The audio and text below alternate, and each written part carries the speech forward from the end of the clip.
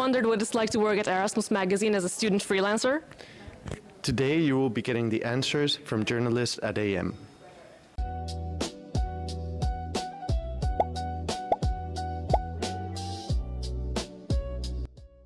So my name is Wieneke Gunneweg.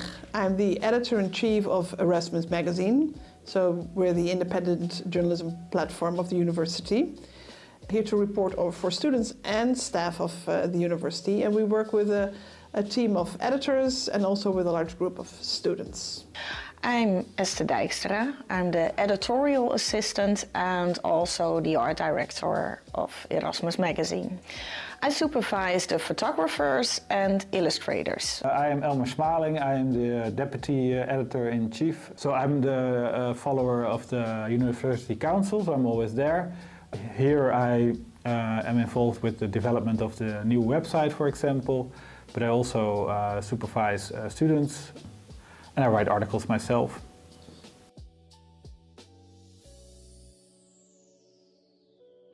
So they write for us, they make videos, do photography, illustrations, social media, and I think that's more or less it. The task of the illustrators and photographers are to make nice photos and illustrations for EM that fits the stories the editors make.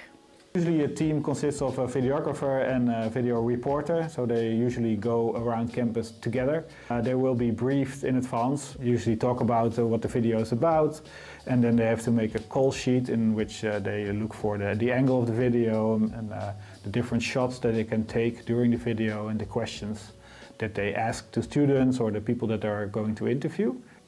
And then they will go together and make the report.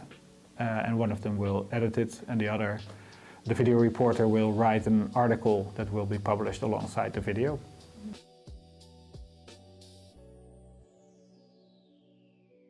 I would say would be motivation and eagerness to learn a bit about the journalism profession.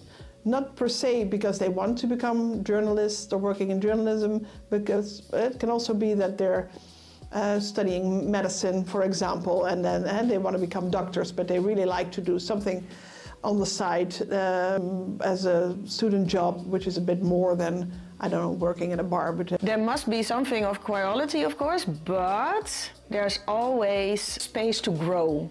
And what for me it's very important that someone is curious, someone wants to grow, and someone experiments a lot.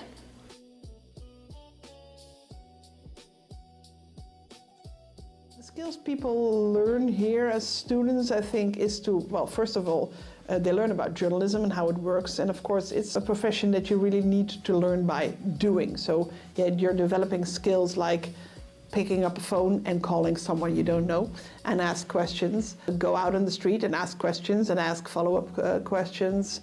Be curious and really be interested in the people you talk to. Come up with good ideas and know what journalistic ideas are and what are not. So writing skills, of course, video skills, more technical skills, depends on what you're doing here. Getting to the one of the skills or knowledge you get, I think, from working here is getting to know the university and student life from another perspective. For illustrators, for example, to work with deadlines, I think that's very important. But also for photographers, of course, and go out and go to different places. That's more for the photographers, of course. For illustrators, it is to work fast, and that helps you as an illustrator, I guess.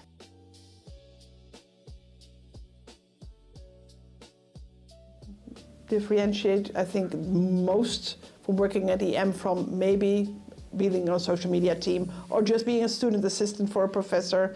As I say, look behind the scenes, learning to look very critical at everything you see, asking questions, being critical, and not so much in a negative sense, but just like, okay, is that true and why is that true, etc. So this will help you. I think what you learn here also more maybe than in different jobs is a lot of hands-on skills as how to make a video, how to write a text, how to etc. So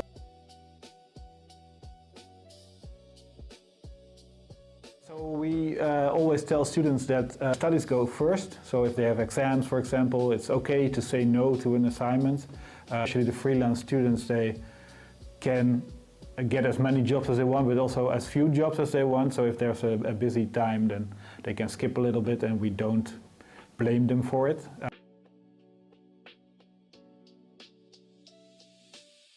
So I think we have a very flat structure, so everybody is very friendly and informal towards each other.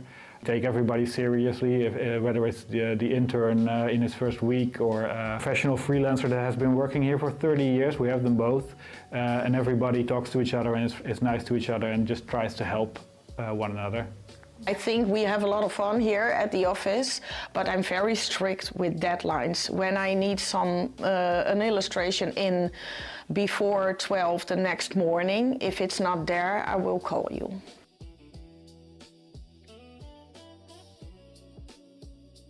So really, of course, that depends. If you want to pursue a career in journalism, of course, this will give you the first steps and the first experience in a very more or less sheltered surroundings. We really help you. We give you a crash course. We give you feedback on your stories or your videos or your photography, etc. So you learn a lot about how journalism works also in the outside world. So it can give you really, and there have been several or quite a few students working here, doing an internship or working here as a freelancer that ended up at larger newspapers or news outlets or etc. So it's like a first step into journalism. But if you're not pursuing a journalism career, but going more into communications or more going into a total different or like a business life, I think it really helps you that you have learned to approach people, talk to people, ask follow-up questions, be critical, and I hope that that's a takeaway students get from working at Erasmus Magazine.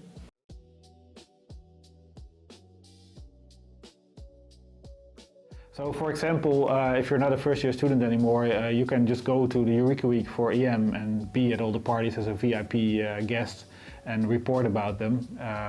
So you can go to all kinds of places that you're normally not allowed to anymore. That's one of the fun parts of being a journalist.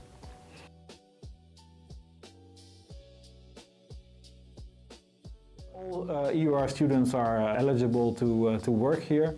Can also be interns from some journalism school in the Netherlands. We don't have photography internships, but we have illustration internships. These are students from the WDK. The art school here in Rotterdam, Willem de Koning Academy. We don't really even require any prior experience. We do require some interest in journalism or, well, like I said, the world around them.